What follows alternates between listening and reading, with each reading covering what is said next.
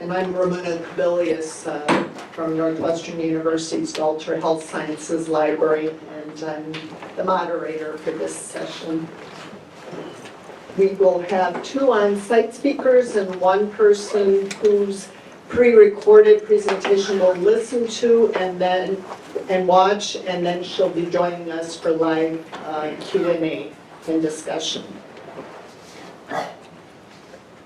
And it looks like I can just keep talking. This is the 22nd Health Sciences Lively Lunchtime discussion. We've picked a couple of different topics that we hope will be of interest to you. Our presenters are listed there. Sarah and Andrea will be on site, and Karen will be joining us remotely. We're going to save all the questions and answers and discussions till the end because that's how they want the recordings to take place.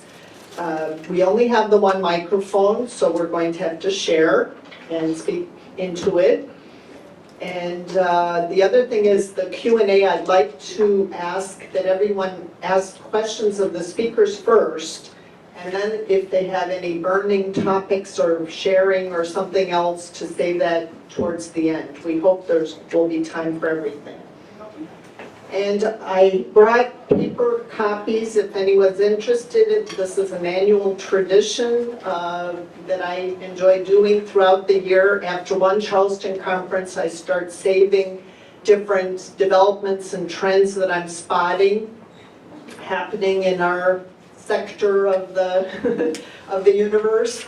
Anything from publisher and vendor anniversaries to things going on at National Library of Medicine, to some pilots and new products.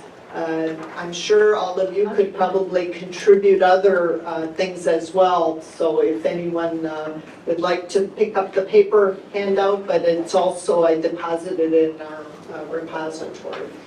So the first speaker will be Sarah McClung from University of California, San Francisco. And she's going to share with us how she was able to get some grants for collections.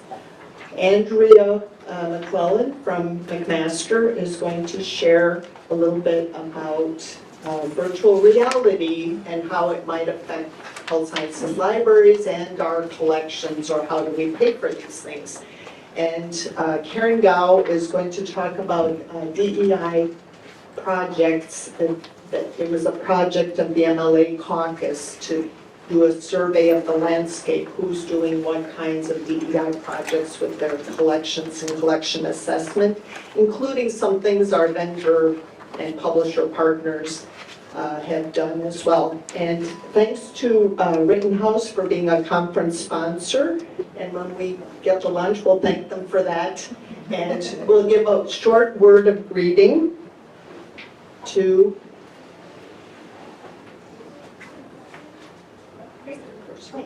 Gina from Rittenhouse.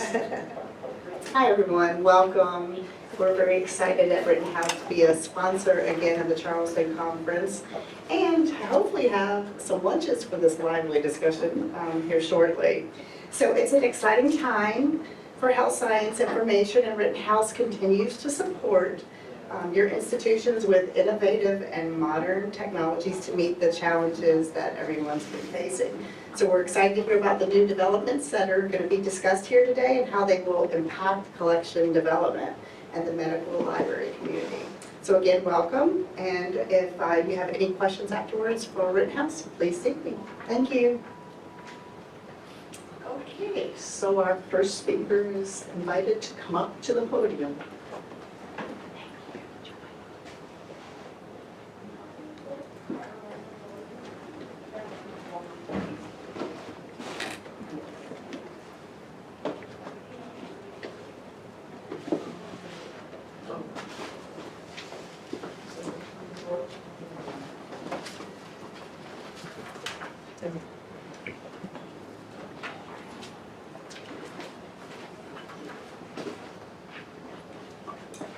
Hey, hi everybody. It's been a couple of years since I've been to Charleston, so it's really great to be back.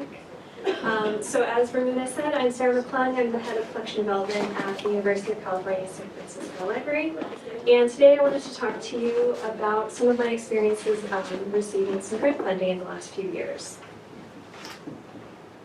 Right up front, I want to give a disclaimer. I am not a grant expert. I'm just going to share my personal experiences that I had over the last few years. If you have specific questions, I encourage you to reach out to the grant expert at your institution. A lot of these details are very specific to your institution. So please keep that in mind as I go along. I also wanted to specify there's a lot of grant opportunities available for professional development for librarians. Things like conference registration, getting some interns, doing some research, that sort of thing.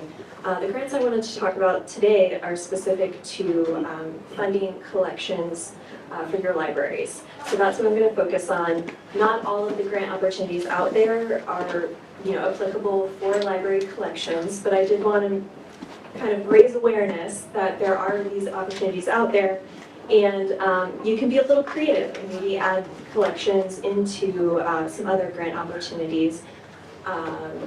So yes, we're just focusing on grants for library collections. I wanted to start going over some of the pros first for grant funding. Of course, the first one and the biggest motivator is money. It was certainly the biggest motivator for me when I started applying for grants. A lot of us have budget cuts the last couple of years. A lot of us, our collection budget has been historically underfunded. Both of those things were true for me. So of course, applying for grants means you can get some money.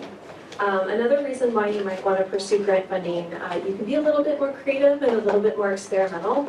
If you have an idea to expand your collection, but you're not quite sure if it's going to go over well, or you don't want to take that money out of your existing budget, grant funding might be a good opportunity for you. And then lastly, applying for grants and receiving grants, you get to really build up a lot of skills. Project management, collaboration. I would like to consider grant writing as a team sport. It really is not something you want to go at alone. So through the application process and through writing it and receiving it, you're going to be working with a lot of different people, juggling a lot of different details, deadlines, everything. So you're definitely going to build your skills there. And of course, you'll build your writing skills. Grant writing can be a very lucrative thing to add to your CV if you're successful at it. A few downsides to grants. Of course, it really limits the scope, right? A lot of grants are one-time funding, or it's limited to a certain amount of time.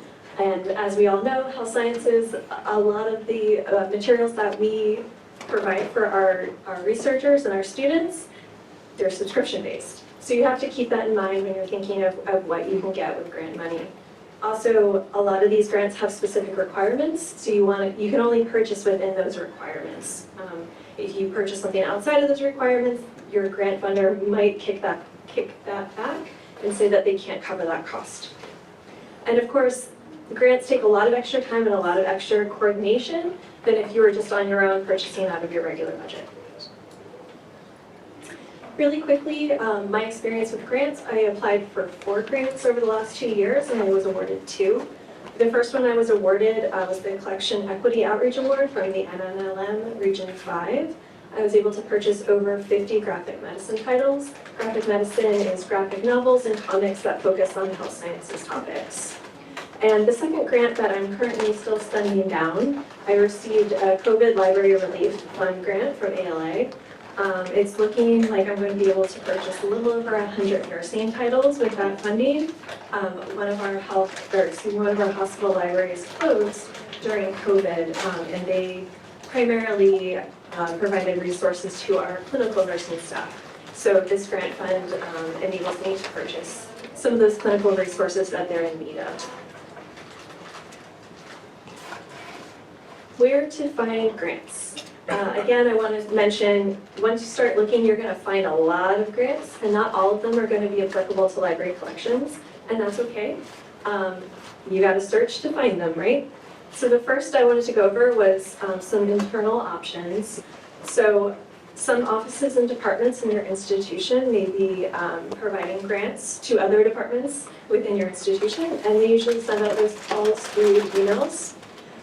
Usually these calls are focused on education, technology, campus life, innovation, and I listed some examples from UCSF. Some of these divisions, offices, and programs have sent out calls this year to UCSF staff. If you're not quite sure where to start or which departments may be offering these opportunities, reaching out to your Office of Sponsored Research or similar office or contact person, grant contact person would be the right place to start there. Some external opportunities. There are lots of federal grants available. I've listed some here. As I mentioned, I was able to get an NNLM grant. I've heard from multiple sources that there aren't typically a lot of applicants for the NNLM grants, so you might have a really good shot at getting it if you decide to apply for one. IMLS is also a well-known grant funder, usually for much larger library programs. Grants.gov is an aggregator. It'll bring all of those federal grant opportunities together. You can search across the different divisions and departments. The states in the United States, we offer a lot of grant funds that way. I listed some California-specific ones since I'm from California. The California State Library offers grants as well as the California State bids. A few more external options. I listed ALA here under library associations. Right now, when I was searching, ALA was the only association that had collection-specific grant opportunities. Hopefully that changes in the future. I know MLA offers a ton of professional development grants. Maybe in the future they'll offer some that are specific for collections. And then I also wanted to include some databases. The first one is Demco. It's a free grant aggregator they have available specifically for libraries. And then the other ones I listed are all paid. So the Foundation Center, Pivot, and SPIN. I believe UCSF only subscribes to Pivot at this point. So your institution may subscribe to one of these as well. Okay, so some tips I wanted to offer up from my personal experiences. This first bullet point is red and bold for a very good reason, and that is the key. This is the key takeaway to my presentation. If nothing else, I hope you remember this. If you decide to apply for a grant, you absolutely must loop in your Office of Sponsored Research, or whatever their name is, and your supervisor. The reason for this is because it is their job to keep track of these things. They do a bunch of the paperwork and a bunch of the financial documentation in the background, and they're there to help you. So help them help you by letting them know as soon as possible if you're planning to apply to any grants. Another reason why you want to reach out to these folks is because sometimes for grants, only one application per institution is accepted by the funding grant institution. So the Office of Sponsored Research and your supervisor will know if anybody else in the library is planning to apply, or if anybody else in your institution is planning to apply. Going along with that, researching whether or not the librarians at your institution are eligible for principal investigator status or PI status is very important. This is another thing that's very specific to your institution. At UCSF, librarians are allowed to be PI or the grant lead, but at other, even University of California campuses, they're not. So it's very, very institution specific. If for whatever reason librarians are not eligible at your institution to be PI, you will have to work with someone who is. That may be the director of your library, or that may be somebody else in a different department. The next two bullet points have to do with making sure that the amount of money you're applying for and the amount of time it takes is in alliance. So while you're going through grant applications, you want to get a sense of how much time and effort is required to apply. Make sure that, if you're applying for a $1,000 grant, it's not going to take you hours upon hours to get that application together. Similarly, when you're looking over a grant application, you want to make sure that the amount of documentation that's required in the event that you get that grant matches up with the amount of money that you're going to get. So again, if you're only getting $1,000, you don't want to have to send a huge amount of paperwork back to them, letting them know how you spent that $1,000. As I've mentioned before, I really do think that grant writing is a team sport. You want to think creatively and collaboratively when you're looking through applications. Finding those mutual goals and coming up with a project to help meet those goals can be really, really meaningful across your institution. And also, you know, some of these grants, they're not going to specify that it's for collections specifically, but perhaps you can get onto a grant, part of a grant for an event or a project or an initiative, and part of that grant can be providing resources to, you know, that population that would be helped out by that grant.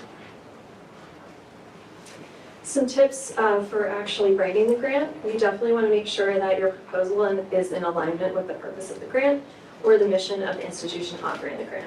And a great way to do that is to mirror the language that's used in the grant description in your grant application. It's very similar to like applying for jobs, right? You want to use those keywords to make sure that those people reviewing it see that you did your homework and you read over that application. Measurable outcomes is something I kept seeing time and time again when I was applying for grants. They really want to make sure, those grant funders want to make sure that the money that they're providing is actually going to do something. So the way in which you can provide you know, these measurable outcomes is providing quantifiable data. So as many statistics as you can fit in there, I highly recommend. When I was applying for the nursing grant, I pulled up all sorts of vacancy rate information for nursing and turnover rates for nurses so that the grant reviewers could see that, you know, our nurses really did need some extra support. Oh, my little emoji didn't come through. That's a shame. It was the little party emoji with the little hat, the little party hat, and the blower. Anyway, tips after you receive the grant: absolutely celebrate. You want to really embody that positive energy as you move through the grant process and spending out that money and writing up all the documentation, because it's a long process. You want to keep meticulous records because the grant funders will want to know how you spent that money. So make sure you're tracking all of the resources you're purchasing, where you're purchasing them from, and how much you spent on them. Along with that, you want to make sure those resources that you're purchasing match up with those grant requirements. Again, they could get kicked back to you and say, no, this isn't within alignment of the grant, so we can't cover the cost of that resource. And lastly, just with everything out there, you want to make sure you're meeting your deadlines. And that's all I've got for you today.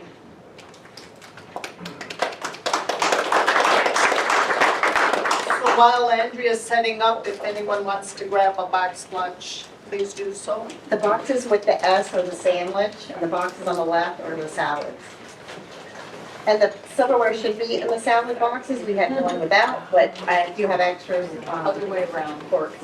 S is Oh, it's- salad. The S is salad. It is salad? Oh, yes, you're right. I'm sorry. Thank you.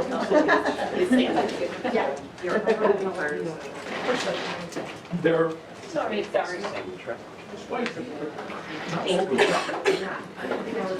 was afraid.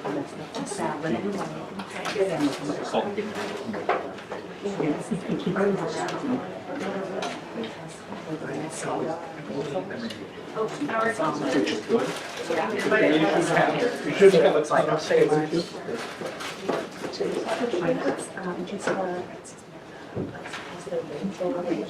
Okay, now time for Andrea.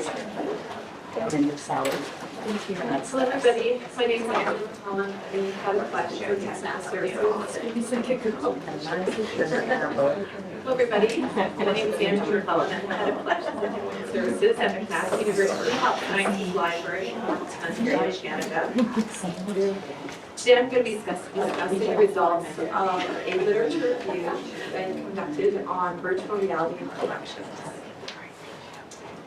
So just to make sure we're all on the same page, virtual reality provides a completely immersive experience wherein the user feels like part of another world.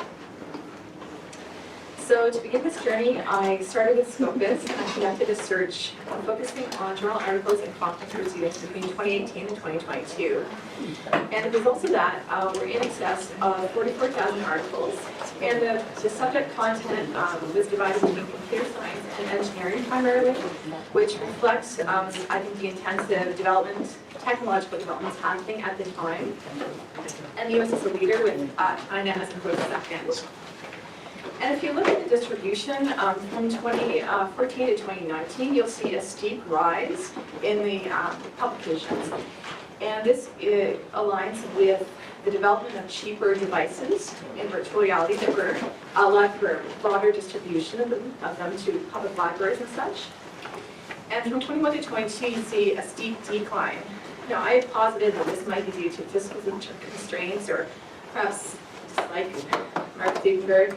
But in fact, I was talking to some other publishers at the conference, and they mentioned that they too had some decline from 21 to 22. So I think it's actually represents a broader trend. So let's take a look at virtual reality in academia. So a 2021 RL survey that was conducted showed that 96% of institutions offered virtual reality services and 35% had dedicated spaces. So, but by dedicated spaces, it's actually a virtual reality lab, it's a common term. And so these are spaces where faculty and students can explore and experiment with the technology. And virtual reality labs are an attractive idea for libraries because they create this collaboration hub that positions the library at the center of faculty and departmental collaborations.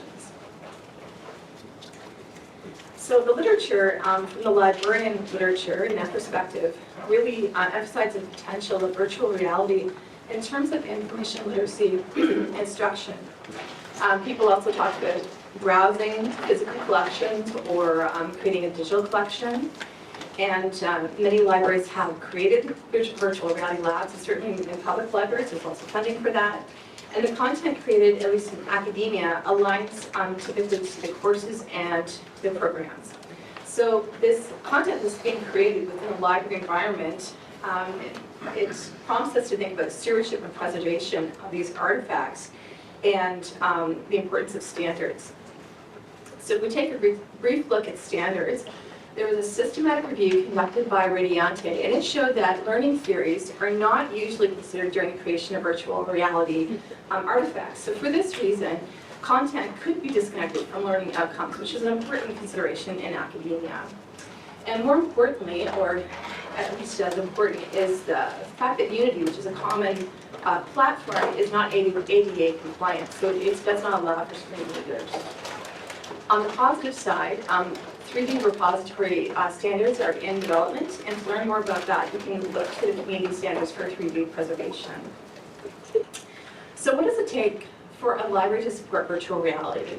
So the elements we're looking at are the specialized hardware and software, the makerspace-like environment, or at least a space where our users can run around and not injure themselves. We need a trained staff to assist the users and also to troubleshoot those issues. So even though we are not talking about creating virtual labs in this presentation, that the type of support that we need is common with their subscriptions. So we need to consider the technology, the space, and the trained staff when we're purchasing virtual reality subscriptions. So let's shift our attention to health sciences. The literature shows that there has been a notable uptake in virtual reality in science, technology, and medicine. And in health sciences, this appears in training, so clinical skills, surgical skills, and simulated patients, and also in treatment. So things like therapies, for example, around anxiety and that type of thing. And simple virtual reality technology works well when looking at simulated patients. And you're going to find high-end hardware and software is needed to create the complex skills training, like you would see in surgery. And all of this is at an exploratory stage. The training and treatment is still being evaluated for efficacy against the gold standard. So what products are on the market? Well, there's a lot of free content available. But as Douglas Westergaard notes, access to the authoritative, well-curated content is challenging. And I've put together 3 examples of different models, service models that are out there. So the first is Mindscape Commons.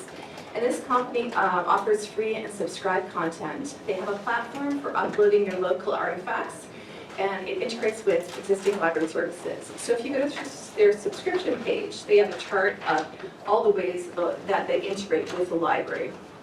The second company is Body Swap, and they develop targeted modules for experiential skills training. For example, they have a module on racism. And this started as a corporate, it was marketed to corporations, and it's expanded into the, or they're trying to expand into the education market.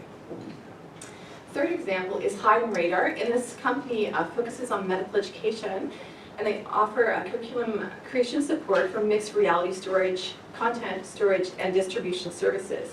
So this type of company would be useful if you have a medical program that wants to dabble in virtual reality, but you don't have the infrastructure in your institution to support this.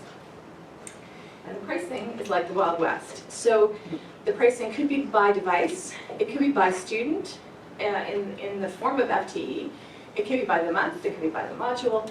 And in my investigations, even with the non-medical content, it can be extremely expensive. So one module that I was looking at was over $110,000 just for one module for a year. And the reason for this is because that pricing, that modeling is geared at corporations. So as a librarian, you go into this with your knowing that you have to negotiate and advocate for the academic pricing and also for our needs. And it's good to keep in mind that cost is more than just the subscription price. So as I've alluded to before, the virtual reality products are going to be an investment of equipment, space, and also staff training. You could be, especially in medicine, you could be looking at high-end devices for all those training, the skills training, and these are costly, much more than the low-end devices. So the library could begin perhaps by buying a few devices, but how well is that going to work when you have a large class of medical students going through the content at the same time? It's unclear how that would really work, and there's no literature out there on that. So let's look at issues of funding and sustainability. Virtual reality labs are typically funded with soft money. So we're talking about the limited term funds, like you can see in special projects or grants, donations and fundraising, multiple stakeholders going around with your hat to different departments looking for money. And the literature does not talk about the funding methods used in collections, but through some informal conversation with colleagues, it seems that it aligns quite closely with that soft funding model. So should you invest? This is the most important slide. So here's some things to consider. Several authors note that the tools and physical infrastructure needed to conduct virtual reality explorations can be very expensive. The artifact creation represents a substantial investment of resources and faculty time. And we all know that faculty don't always have the time in health sciences. So specialized content creation is particularly expensive because it requires complex programming, certainly beyond that a student could handle. You'd probably be hiring a programmer, and also requires high-resolution devices. So in contrast to that, the nursing programs have had great success in developing virtual reality simulated patients using a simpler technology, and the results show cost savings over traditional methods. So the collections librarian is in a position where they need to assess the value of the artifact to the institution and the cost of the infrastructure, perhaps even before that artifact, and then the staff training. So the decision is not simple, and it requires broad consultation. The consensus amongst the authors that were reviewed in this literature review is that institutions need to balance the investment of the untested technology with the potential benefits. And there's a really good focus group, there's a series of focus groups on virtual reality conducted through grants through Cook, and it's an excellent read if anyone wants to take a look. So the main message from that focus group is that it's early days for virtual reality, and you risk that your investment will become obsolete. So I want to leave you with a few thoughts. The first is very pragmatic. So what should we include in a virtual reality assessment checklist for acquisition? sessions. I think that's the next logical step. What are we going to have in our checklist if we're going to purchase these things? And a broader and more complicated question to consider, how do we prepare for the metaverse? So this is the immersive world where we interact with individuals. We may end up, the individual could be conducting therapy in that sessions, in that kind of scenario. So currently there are 6 global companies leading the development of metaverse. And a very good article published in October from Divinity discusses the need for policy development in this area. That it's time that we take a strong look at this. And it's, I think it's a good thing for librarians to keep their eye on, and I really encourage people to think about it. I think librarians should be part of that discussion. So I have lots of references if you want to read a little further on virtual reality. Thank you for your attention. My contact information is there. So the way I understand it is that our slides will be posted to the virtual site, and you're invited if you want to participate again in 2 weeks. We'll have involve the virtual attendees, so our slides will be up with all the links and references, and the Q&A that we'll have later will be separated off, and the online people will have their own discussion with speakers. So now we're going to run Karen's presentation. Hi, I'm Karen Gao, the Health Sciences Collections Librarian at Virginia Commonwealth University Libraries. I'll be giving you a brief look at some of the diversity, equity, inclusion, and accessibility, or DEIA initiatives that are happening now in health sciences collections. You'll hear me refer to this alternately as DEI and EDI, depending on how various projects refer to it. What I'll be presenting on is actually part of a list that the Medical Library Association's Collection Development Caucus started over the summer to try to bring together what's going on in DEIA and health sciences collections.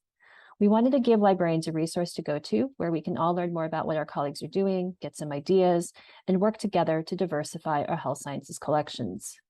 You can get to this list from the caucus's public webpage, so basically through this URL down here, or you can Google MLA Collection Development Caucus to get to this page. If you scroll down to the public resources section, you'll see in paragraph 2 that there is a link to a Google Doc.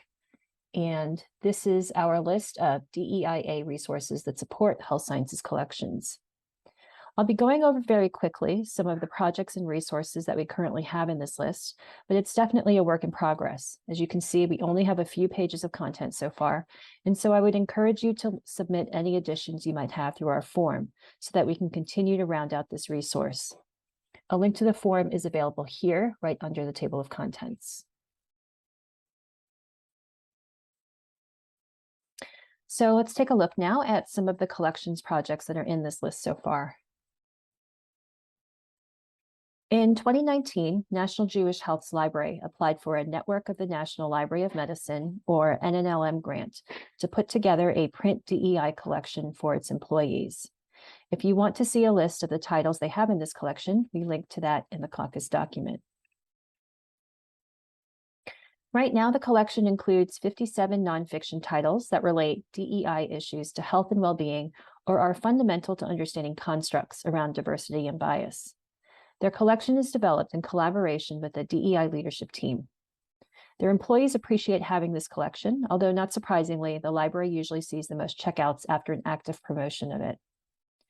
Right now, their DEI leadership team is also working to create an audiobook collection, which will probably be on Overdrive's Libby app and might include some fiction as well. They're hoping that this will go live in early 2023.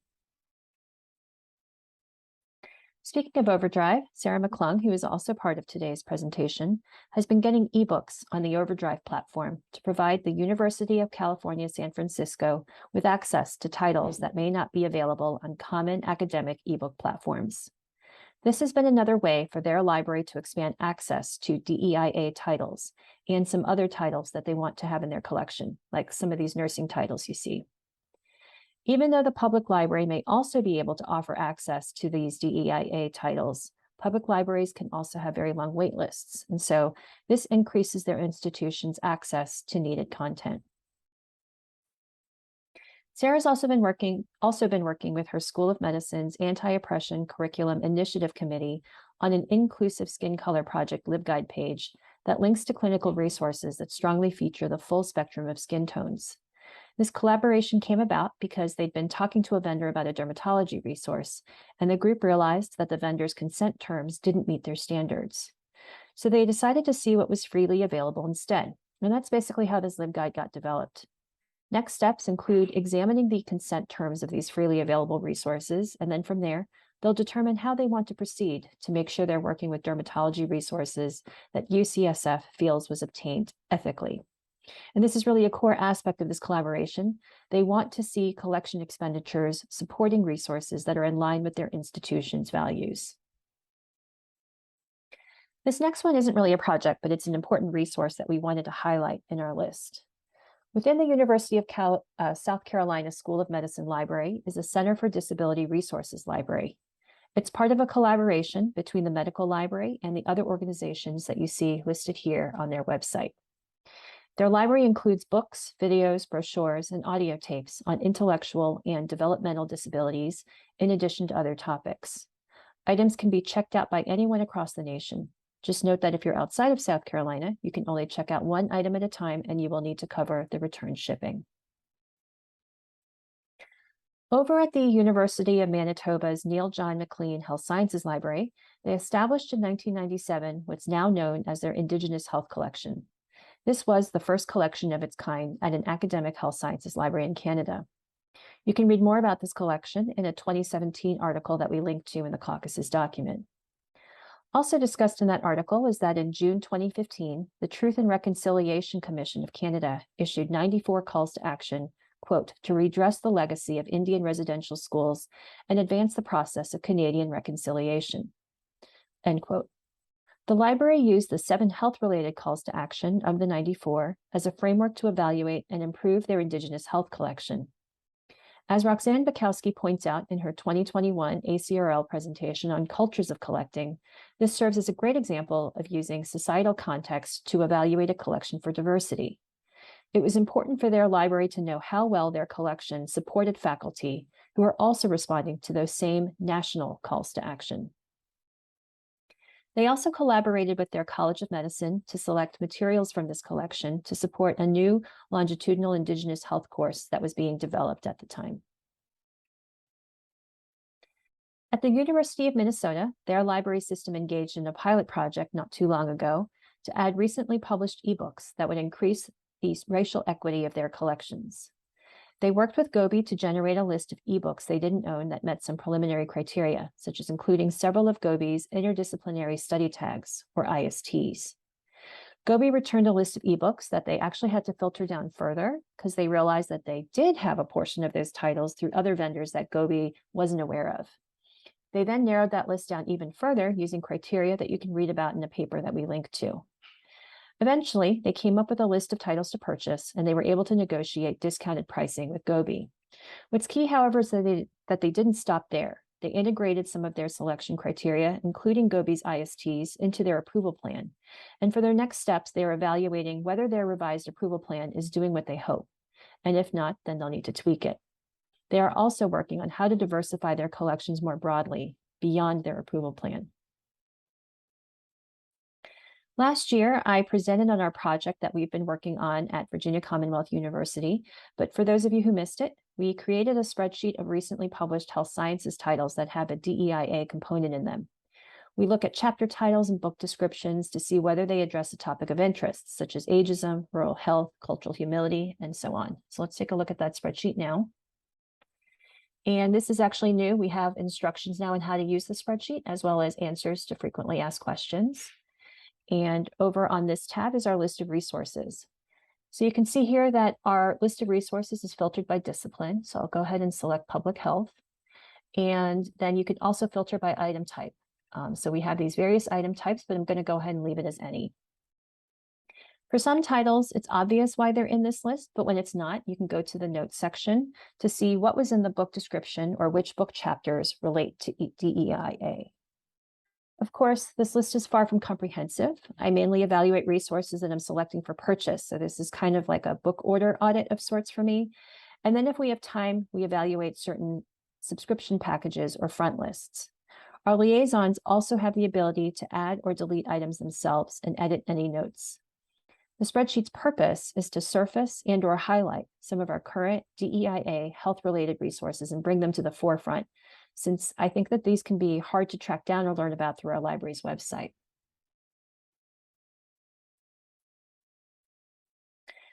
Over at UMass Chan Medical School, they're engaged in an initiative called DRIVE, which stands for Diversity, Representation, and Inclusion for Value in Education. It's an effort that was started in 2018 to create a representative and bias-free curriculum across all domains of research and clinical education.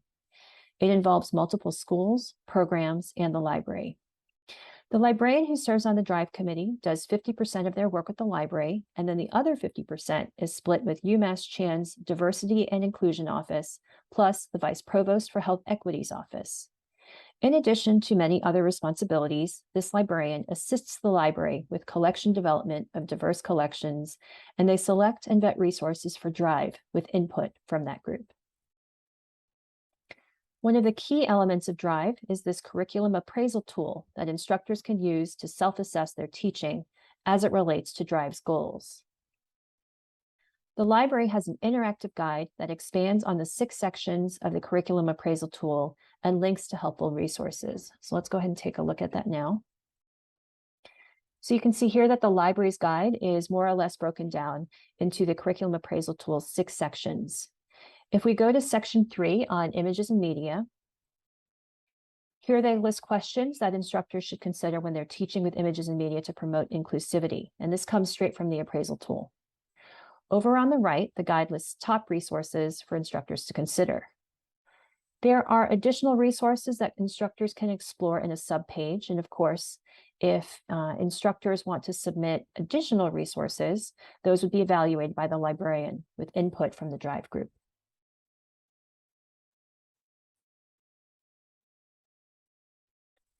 This last project is not specific to the health sciences, but I thought it might be of interest. VIVA is Virginia's academic library consortium, and they've been taking 3 approaches to diversifying their shared collections for the state of Virginia. The first is in revising their value metric tool, which is a framework they created in 2016 to assess resources. In 2021, a working group integrated EDI metrics throughout the framework, in addition to making some other changes to it. In their framework, products can be assigned up to 100 points, but they don't treat this like a grade. They use this point system as a way to compare products across formats in different categories. Points are also not awarded for doing the bare minimum. So if you have a diversity statement on your website, you don't get points for that. Some of the questions they address in their tool includes asking if a resource has content by or about the historically oppressed, and whether streaming videos have closed captioning and transcripts. Some libraries have adapted VIVA's value-metric tool for their own institutional use. VIVA has also done work to support small publishers and fill EDI-related gaps in their shared consortial collection. Their work in these latter areas have been geared towards the humanities, but I know that these are shared goals that we have in the health sciences as well. And that's a quick look at some of the DEIA-related, mostly health sciences collections projects that we're aware of. If you're interested in learning more about any of these projects, I would encourage you to go and take a look at our Google Doc to see if we link to more information there, or to see if we list a contact for someone you can get in touch with to learn more. And as I mentioned before, please consider filling out our short form or emailing me directly to let us know of additional projects or resources of interest, since this list is very much a work in progress, and any information you can share will help us all learn from each other and work together as we collectively navigate how to diversify our health sciences collections. Thank you. Okay, so we're going to try to connect with Karen now and open it up. So first, as I mentioned, Karen, can you hear us? Here she is. Yes, thank you. Does the audience have any questions for any of our speakers?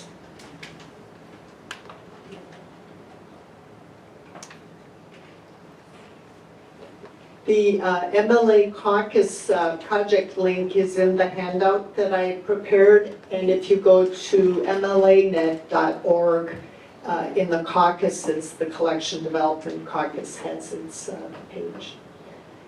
So I guess I have a question for Sarah. Are you going to keep applying for collection grants, given that you got a 50% return on your effort? That's right. Come on.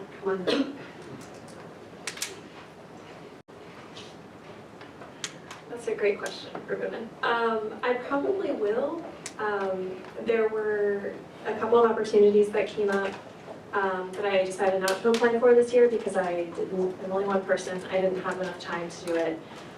There's an internal UCSF grant that I didn't get that I would like to apply for again. I would have liked to apply this year, but didn't have the time. So I'm thinking for next year, it's a wellness-focused grant, so providing more resources to support kind of the whole person for our staff and our students. So fun things like that. Always keeping my eye out. I have a question for you too. How hard was it to apply for that NNLM grant? Because that seems really useful. And how much did you get? Was it worth it? Yes, so the question, the participant was asking about the NNLM grant. So that one was much easier to apply for than the ALA grant. It was also less money. So the NNLM grant was $1,500 and the application was very short. The documentation I needed to provide was also very short. I just had to provide a bibliography of what I purchased. They didn't need an extensive spreadsheet with all the numbers and things like that. I would absolutely apply for another NNLM grant again. It's a tongue twister.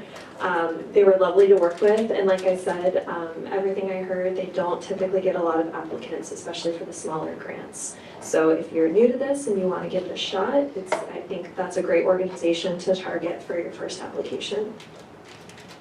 Great. Yeah, doing that for graphic medicine is not a good idea because it's print. And then, yeah, I'm thinking of ebooks like Nursing Made Incredibly Easy series that tend to be more expensive. I was able to buy ebooks and print for both of the grants, actually. Yeah, but overall, the graphic novels are less expensive than, say, medical textbooks, so I was able to purchase a good number of those. I saw a raised hand. Yeah, for Sarah. You mentioned, sorry. That's okay. In the hot seat. But you mentioned that sometimes you purchase something and it may not fit for the grant. Mm-hmm. So how do you handle that?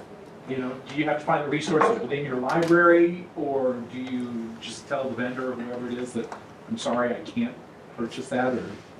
That has not happened to me Okay. so far. I still have documentation to send to ALA. But yeah, that I haven't had personal experience with that, but I do know that's something that they're looking for. I'm sure they would also kind of work with you. These organizations want to help, so I'm sure you could figure something out with them. So here's a question for the audience on one of our other topics, virtual reality. Does anyone have a virtual reality lab, or are you buying any resources? Would you like to just give us a little spotlight on what you're doing?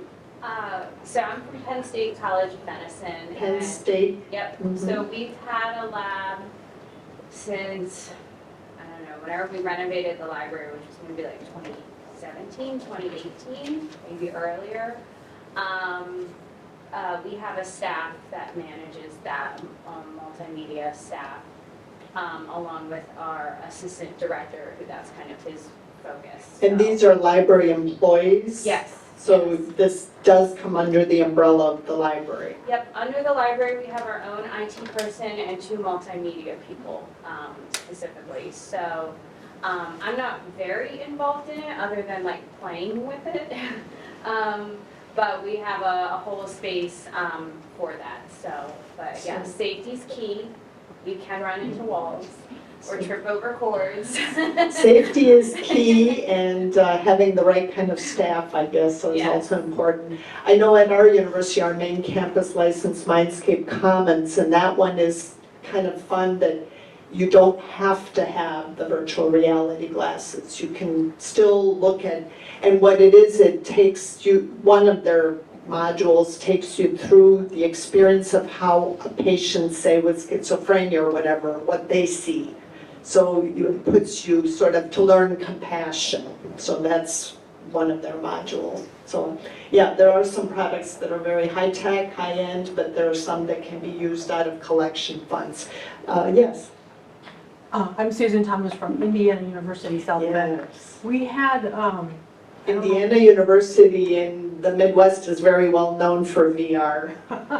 so another unit on campus gave us some VR tech to use, and it came preloaded with software. And so then it kind of just was left there. And we had one faculty member who was using it with her students because it has an anatomy software on it. And the students can actually go in, and she was describing how they can study anatomy with this VR. So she's at another location on campus, and they moved everything for her so she can access it there. So, and then I asked for an Oculus for my birthday because I was experimenting, and it does let you set up a grid so you don't bump into things. So it's nice when someone else pays for it, but it also, if you have partners, sometimes it moves where they are. Yeah. If you have a multi-campus environment, so that another contribution. Yeah, I'm at University of the Pacific in Southern California, and I was just going onto our website to familiarize myself with some of this. Yeah, we have an innovative technology space in our library and learning commons. And Sorry. that's okay. Our innovative technology people have worked with audiology and the dental school, and I believe some others to develop applications and use in teaching. This was University of the Pacific. Yes. And quite a few different disciplines. Yes. So it sounds like dentistry. In addition, Andrea mentioned nursing being very open to it. I want to say that we're doing something with nursing too, but I'm just looking at what's on the website right here, audiology and dental are what jumped out at me. And everybody hears about it when something new is created and used because it's so exciting. But I've heard the fun factor, some of the meetings I've gone to have technology, petting zoos and things like that, where you can put on the glass and it's the fun factor. But often it's partnered with makerspace and 3D printers, but today we were talking primarily about virtual reality. Karen, did you want to add what are the plans for the caucuses project? Where does it go from here? I think at this point, we're just trying to collect information about additional projects. So if folks have any to submit, we would love to hear from you. We know that what we have right now is incomplete. So at this point, I'm just trying to get the word out by presenting at Charleston or presenting elsewhere so that folks can continue to add to the collective knowledge of the caucus so that we can help other folks and also learn ourselves about these projects that folks are working on. And an interesting tab in that, or a section, is what some of our publishers and vendors also have. Their DEI collections, or the LibGuide that McGraw-Hill has for access medicine. So take a look if you're interested in this area or want to build in it. We don't have too much time, but I know there might be some hot burning issues on not the 3 topics we talked about today. Mary, did you have something? Oh, I wanted to ask if anyone here is looking at Ovid synthesis actively or implementing it right now. So Ovid's, Ramin, I apologize for interrupting, but I'm having some trouble hearing, and I don't know if that'll be a problem for the recording. the question was from the audience member, not on the 3 topics, asking if anyone has been asked to investigate Ovid synthesis, which is kind of a different tool, a different product. It's more a dashboard project management. I know at our institution, the hospital was looking into it, but then decided not to move forward. So the question was, has anyone in this room been approached to look into it? You have been. And did you move forward on it? I haven't taken the next step yet. I just got the request right before I came to Charleston. Okay, so someone just got the request, so if anyone has, if you can talk after the meeting, after our session to compare notes, because this is a different tool. I was gonna say, Ahmed did a demo of that yesterday during the vendor sessions. They did. And they're probably still around. But I wonder, do they share who's already implemented it? That's always something, on the big ticket products, sometimes you'd like to hear from a vendor who already has it, that you can reach out, otherwise you end up having to find out your own ways to reach out. Yeah, I think they told me that University of Alabama had it, University of Alabama, so there are. and that others are looking at it. And the question, I've talked with vendors sometimes, you know, they have to realize, you've seen one library. Many of us who have academic health sciences libraries, we may or may not own the hospitals we're affiliated with. And sometimes that makes a difference as to whom we serve, how we're funded, and what kinds of resources we can pursue. Any other questions, comments, points of interest? I've got a point of interest, and I hope it will be of interest. I'm here from Taylor and Francis Publishing, and Taylor and Francis publishes. Did you want to come up Yep. to the? Sure. A publisher rep has something to share. Okay. Hi, Will. I'm here because I wanted to bring to your attention that the few journals that Taylor and Francis publishes in the area of medical and health and hospital librarianship, there is one editorship opening. I'm inviting expressions of interest in editorship, and also the journals are looking to publish on, well, certainly on the, as regards the projects that have been reported on today. It would be of interest to the readers, and I'm sure many of you are working on initiatives yourselves, so I'll be at the front, and if you'd like to take my card. Thank you. That's always a challenge when we have interesting projects and we want to publish. Do you publish in the traditional health sciences library journals, or do you look for the audience with whom you were working or collaborating? That's always a challenge. Anyone else have anything to share? We had a lot of publisher anniversaries this year. You'll note on my handout, Radiology, for example, is going to commemorate the 100th anniversary of the journal by printing one last print issue, and they're going all digital. American Academy of Pediatrics is celebrating the journal Pediatrics anniversary, but meanwhile they're opening up Pediatrics Open. So there are a lot of different anniversaries and things that our publishers, some of them are partnering more, not creating their own original content, you'll notice. And of course, the National Library of Medicine always, our metadata colleagues have been very vocal.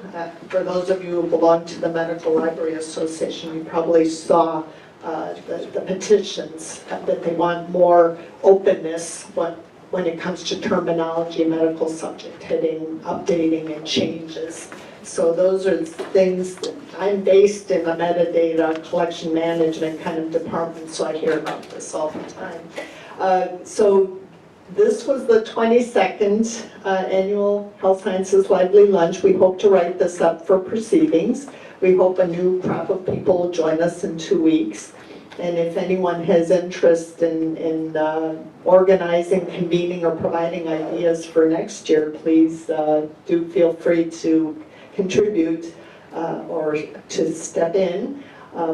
We're always looking for new topics, and I guess the question is, do you prefer having multiple topics covered or concentrate on one? That's a question to be discussed, but we do scroll through who's doing what out in MLA land or other regional groups or published articles of interest. So that's how we get our ideas. And I know there are a few people here who have to collect in the health sciences, even though that's not their library's primary focus. So hopefully you all got something out of today's session. So I thank Karen for joining us virtually, and we'll be connecting live in 2 weeks to talk to people after they see our recording. So thank you so much for attending. Thank you, Rittenhouse, for the box lunch. Bye, Karen.